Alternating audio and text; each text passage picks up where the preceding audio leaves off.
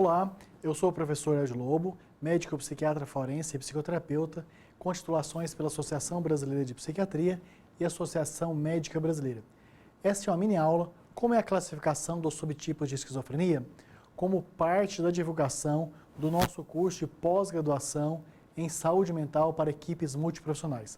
Trata-se de um curso multiprofissional que nós temos a parceria entre Vida Mental, onde sou diretor, com a Universidade Paulista há muitos anos, com centenas de alunos muito bem formados, competindo no mercado de trabalho para unidades básicas de saúde, CAPS, os seus próprios consultórios particulares, NAPS, a própria rede de atenção psicossocial RAPS como um todo, comunidades terapêuticas e outras oportunidades de trabalho. Então, nessa classificação dos subtipos de esquizofrenia, nós lembramos que trata-se de uma divisão muito mais pedagógica do que prática, até porque, por exemplo, quadros persecutórios, quadros com riqueza e delírios, tendem a ter uma resolução melhor e quadros correspondentes ao subtipo hebefrênico tendem a ter uma evolução, uma piora mais grave, com empobrecimento mais intenso. Mas tem vários e vários casos de esquizofrenia que mesmo em uma discussão multiprofissional, com acompanhamento por muito tempo, fica difícil fazer uma classificação em um subtipo com muita segurança.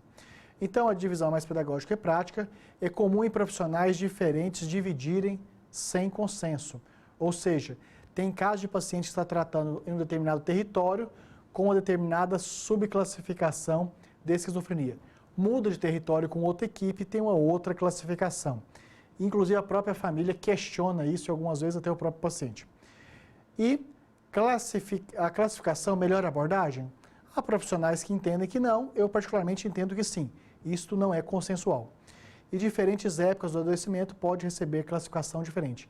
Isso é muito comum também, que às vezes o paciente tem lá um diagnóstico inicial F20.0 e depois ele evolui para em outros anos seguintes é revisto o diagnóstico dele para F.5. Então, é possível sim ter uma mudança na subclassificação do tipo de esquizofrenia ao longo do tempo de acompanhamento. Ou seja, há aí um nível de incerteza nesse processo classificatório, em que diferentes épocas do adoecimento recebem uma classificação distinta. E cada paciente pode ou não permanecer nessa mesma subdivisão ao longo da vida. Enfim, isto de classificar os subtipos de esquizofrenia para os pacientes não é o mais importante na abordagem.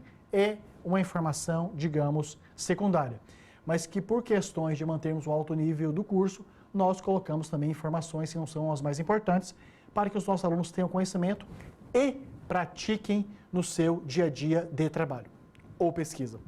Então, o subtipo de esquizofrenia paranoide.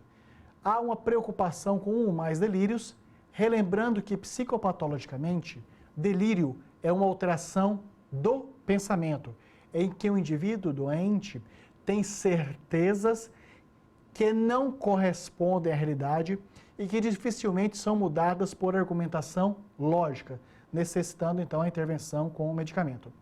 E uma preocupação com alucinações auditivas frequentes. Lembrando que psicopatologicamente, alucinações são alterações da sensopercepção, ou seja, percebe-se imagens visuais, sons, sem que tenha o correspondente estímulo visual ou sonoro. E não são marcantes o discurso e comportamentos organizados, ou seja, são pacientes que geralmente são mais preservados, sem tantos prejuízos no que diz respeito de quem está observando no dia a dia. E não há comprometimento precoce da ressonância efetiva, dessa capacidade de ressoar, transmitir, compreender, empatizar com amor, tristeza, alegria, satisfação, raiva. Enfim, então, os pacientes com esquizofrenia paranoide tendem a ter os sintomas psicóticos mais preponderantes de alteração do pensamento e da sensopercepção, menos alterações comportamentais e preservando o nível de ressonância afetiva. Nós temos o subtipo de esquizofrenia desorganizado ou hebefrênico, marcado essencialmente por um importante empobrecimento e puerilidade, ou seja, do indivíduo comportando como se tivesse bem menos idade do que de fato tem biologicamente. E o comportamento tende a ser bastante desorganizado, assim como o discurso. O discurso ou é muito desorganizado, muito infantilizado, algumas vezes até reduz a produção do discurso, alguns chegando até a falarem muito pouco. E o afeto, ou seja, a ressonância afetiva, tende a ficar bem reduzida, algumas vezes até com total indiferença. Nós temos, talvez, o tipo, eu particularmente, é uma observação minha, o subtipo mais grave e de mais intensas repercussões, que é o catatônico. Tem uma alteração extrema da velocidade psíquica e motora, que pode ser para o extremo do menos, de nenhum movimento, de uma paralisação, tem até um termo chamado paralisia séria, do indivíduo que fica numa posição de estátua e quando muda a posição dele, ele permanece nessa posição nova até que tenham intervenções medicamentosas e algumas vezes até de eletroconvulsoterapia. Então, o subtipo catatônico pode ter também uma movimentação sem propósito, inclusive com risco de machucar-se. Dessa maneira, então, a esquizofrenia catatônica tem o extremo de mobilidade para menos, o chamada flexibilidade séria, até para mais, com risco de machucar-se gravemente. E o negativismo, ou seja, não atende a pedidos e a ordens. Como, por exemplo, esse indivíduo que está numa posição de status de flexibilidade séria, séria com C, de cera, se eu peço para ele movimentar, ele não atende. Se eu mudo ativamente contra a permissão dele a posição, ele permanece em outro modo de estátua. Temos também o subtipo indiferenciado e residual. Enfim, é possível classificar a esquizofrenia em subtipos. Isso não é o mais importante, mas faz parte do nosso processo de ensino nas doenças psicóticas. E que, na nossa pós-graduação, nós vamos estudar isso com profundidade, baseado em casos clínicos. Então, este nosso curso, nós temos o legado de centenas de alunos formados, com depoimentos, podem verificar no nosso site, nossa, alguns muito emocionantes, de alunos que, inclusive, ainda durante a pós-graduação, tiveram o primeiro emprego porque estavam já com uma base de conhecimentos que podiam ser aplicados, outros que mudaram de trabalho por estarem satisfeitos, que tiveram melhores remunerações, que foram mais reconhecidos, sendo convidados para entrevistas de rádio, televisão, jornal, enfim. A pós-graduação é uma ótima oportunidade para adquirir um novo status social, de reconhecimento, remuneração e especialmente, que eu acho mais importante, de satisfação pessoal com a profissão. E então, o nosso curso é uma formação rápida, com duração de apenas 1 ano, o investimento é justo, ou seja, com parcelas totalmente execuíveis. Por ser multiprofissional, cada aluno tem contato com muitos diferentes profissionais de diferentes graduações. E aí surge a oportunidade de compartilhar consultório, indicação de emprego, lembrança de datas para concursos públicos e até casamento. E a disponibilidade para esclarecimentos permanentes da nossa coordenação, essa é uma grande vantagem. Enfim, vamos então, tem um link tanto aqui na tela como também abaixo do seu vídeo, tem um link que dá acesso direto ao site da Unip. Clique lá já agora e faça a sua inscrição e matrícula. Nós estamos então disponibilizando essa pós-graduação de altíssimo nível, muito recomendada para você que está aí desanimado, querendo novos desafios, participar de uma área de conhecimento desafiadora, muito instigante, multiprofissional. É o curso de pós-graduação em saúde mental para equipes multiprofissionais.